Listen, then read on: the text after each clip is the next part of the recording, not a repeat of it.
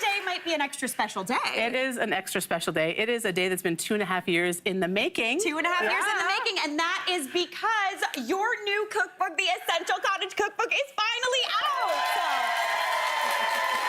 Andrea, huge congratulations! I'm very excited. What an absolute stunning book. Yeah. Like, it is, you just want to dive into every single recipe. Well, I mean, the recipes are absolutely delicious, simple, easy. Like, anyone can make them. You don't have to have a cottage, right? Yeah. But you don't. You really don't. Yeah. You can have a cottage time in your backyard. Yeah. But the images in here are breathtaking, and they just really pull together that feeling of, like, laid-back summer days, and I'm just so proud of it. I am so proud of you. I cannot wait. It's such a beautiful book.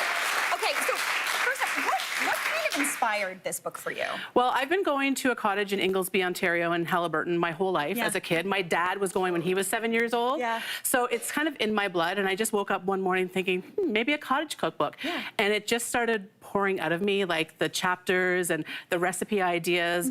And when that happened, I knew that that was the book. The book sort of chose me. Oh, I say that's that. so You know what I nice. mean? Oh my gosh. The topic chose me, and it just sort of flew out of me, and yeah, just love it. Amazing. Well, I'm really excited because today we're going to do some recipes from the For a Crowd chapter. Yes. So let's get into these. What are we starting off with? So this is a Western sheet pan omelet. Ooh. Now this is an easy one because if you have a crowd of people and you want to, do breakfast for everybody, but everyone wakes up at different times, this is the one to do. You don't want to be a short order cook making eggs for everybody. You do not. No. Everyone sort of like wakes up at different times. I'm an early riser. I know you are, Mary. Totally. I like to grab my cup of coffee and head down to the dock and enjoy the sunrise. Yeah. My boys, not so much, right? So this is something that you can do and everyone can kind of serve themselves. So we're going to start out with a dozen eggs. Okay. Then we're going to go in with a cup of milk. I love that. Right, try not to get it all over our spring dresses No, here. I was going to say, yeah.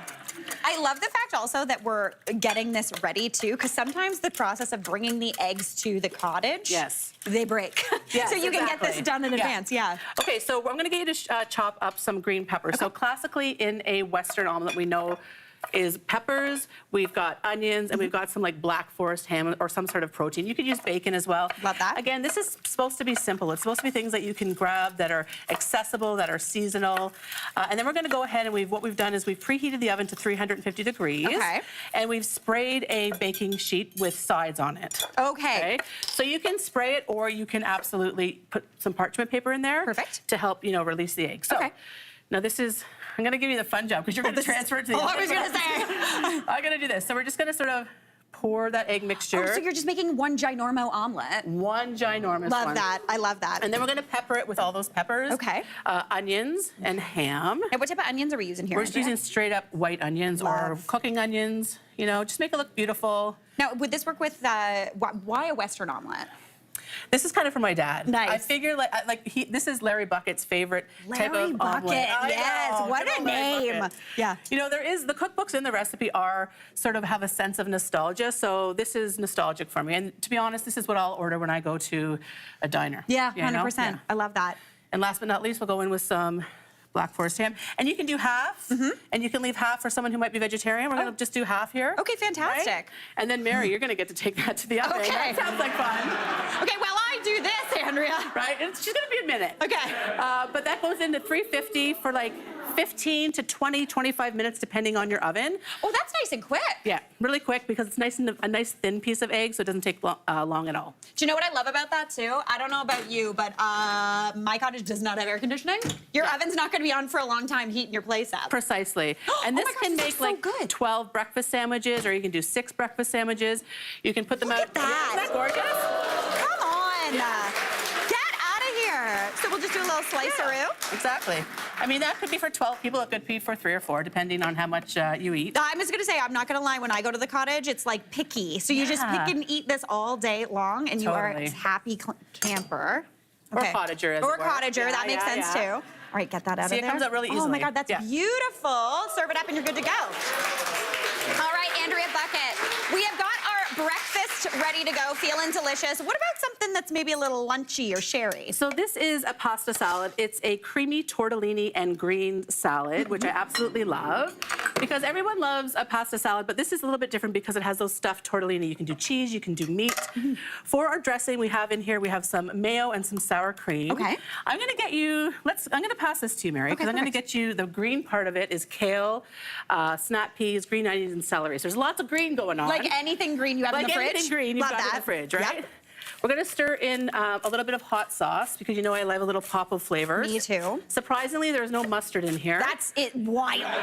Is this an Andrea Buckett I recipe? know. Oh my gosh. But the hot sauce sort of brings that flavor. And then we're gonna go in with some lime juice. So instead of lemon, we're using lime. Okay, tell me why, because I would go lemon.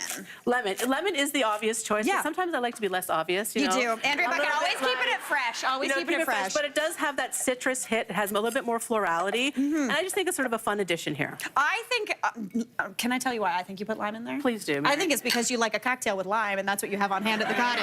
You might be on something. All right, so chopping up some chives as well. Chopping up some chives. Okay, perfect. I feel like, are we going to be able to get it all in this bowl? You know what? This is for a crowd, guys. Yeah, so. this is where you bust out that bowl or that pot. Do you ever do that at the cottage where you get the pot that, I don't know, that I used to have baths in as a baby? It's like multi-purpose. Yeah. What we used to do at the cottage, actually, when it would rain, this is like maybe sharing too much. Yeah.